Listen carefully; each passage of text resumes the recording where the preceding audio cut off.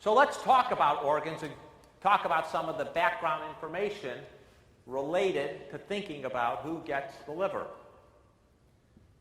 So in 2011, the last year for which we have full data, we did 28,539 transplantations in the United States. And by the way, we have very accurate data. Not all countries have such precise data. The dominant transplant were kidneys. Anyone know why?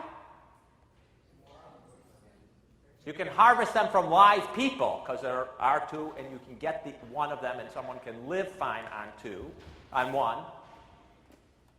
So you don't have to rely only on cadaveric or dead people. Livers, we did 6,342. Not all of them were cadaveric. There are some cases where you can go into a relative, as someone mentioned, doing it for a kid, and take part of their liver and have it regenerate. Heart doesn't work that way. There's only one heart. You got to take it from a cadaver, a dead person. Lungs, and then you can see there have been some double transplant. Kidney, pancreas, heart, lungs, which we don't do a whole lot of. The waiting list has increased over time and continues what might be called an inexorable increase.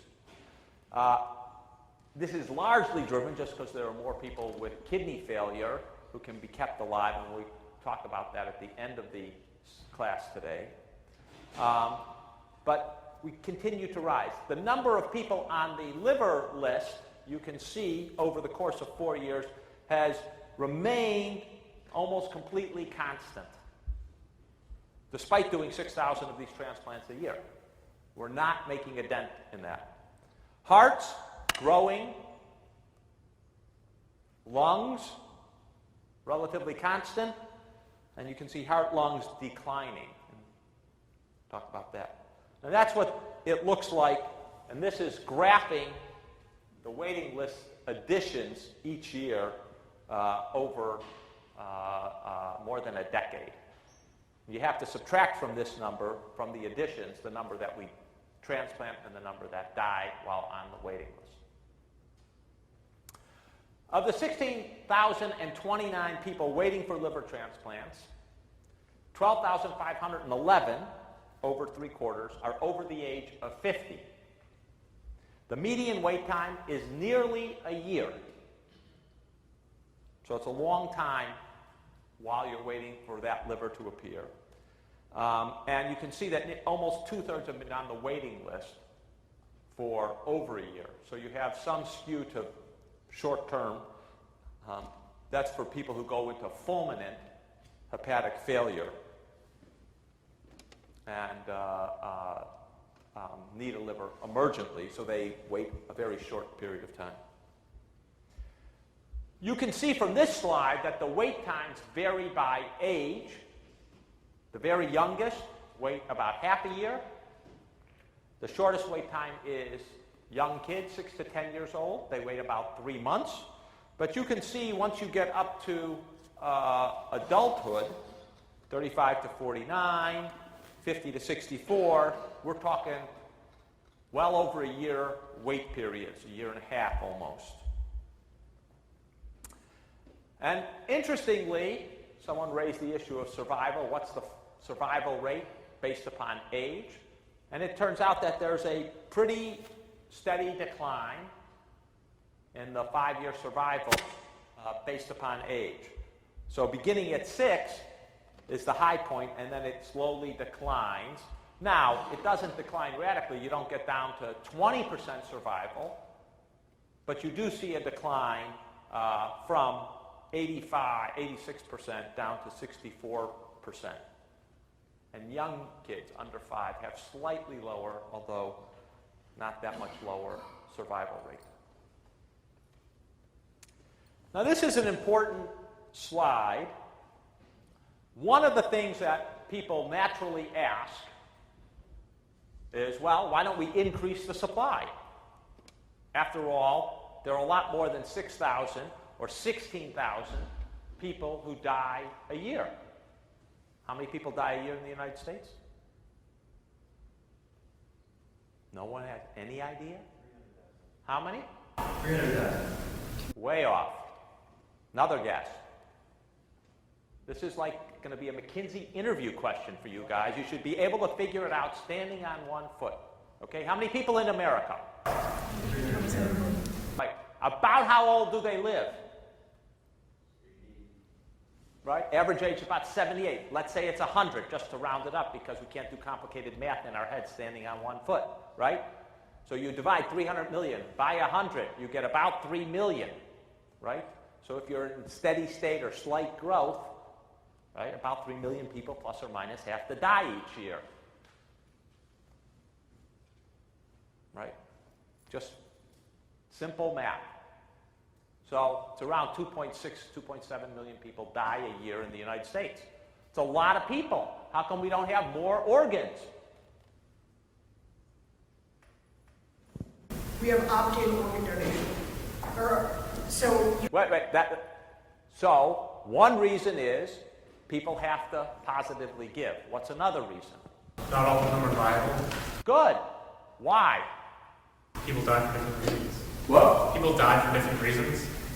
They could be diseased livers. So some are diseased livers, people who say have cancer in the liver. That's a bad idea to transplant that. Who dies? Old people, right? 2/3 of the deaths are people over 65, right? Okay? So there are multiple reasons. What this slide shows you is we used to have a problem with referral. That is, someone who comes into a hospital either dead or dies in the hospital, getting them referred as a potential organ donation. We used to have a big problem. You can see this study is from, I think, 2003, that referral has gone up to 80% on average, and actually the best place is at 99%. We've gone, this has been a major, major change in American society, that doctors used to be very nervous about referring a family. You know, they're bereaved, it's been a big shock referring them for organ donation. That hasn't been completely solved. We're still at 80% as opposed to 100%, but we're really up there. Then request used to be, well, even if they were referred, people got nervous about asking them because, after all, they're in shock, they're grieving, so we wouldn't ask. But you can see that's 84%. Made, again, a huge increase. Where's the big lesion? It's called the conversion. It's a very nice phrase. Goes to the opt-in, opt-out. Families say no. If you poll Americans, what do they say? Yeah, I want to donate my organs. On the other hand, in the moment, right, families get hesitant. I don't know, it'll disfigure the body, all sorts of reasons. That's at 50%, roughly. So we did have big problems on the medical community side, referring patients, actually asking the question. Those have largely been solved or significantly addressed, and the problem is on the social side, what families agree to. Nonetheless,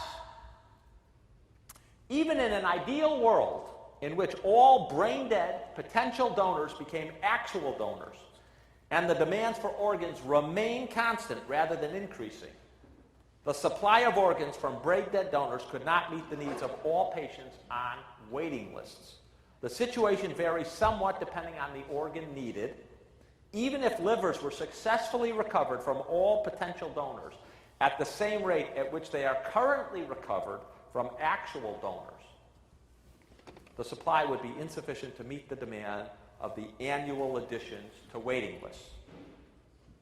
Translation, even if we were great at asking everyone who was eligible, and they all said yes, we wouldn't meet our current need. We just don't have enough crazy people out west driving cars super fast.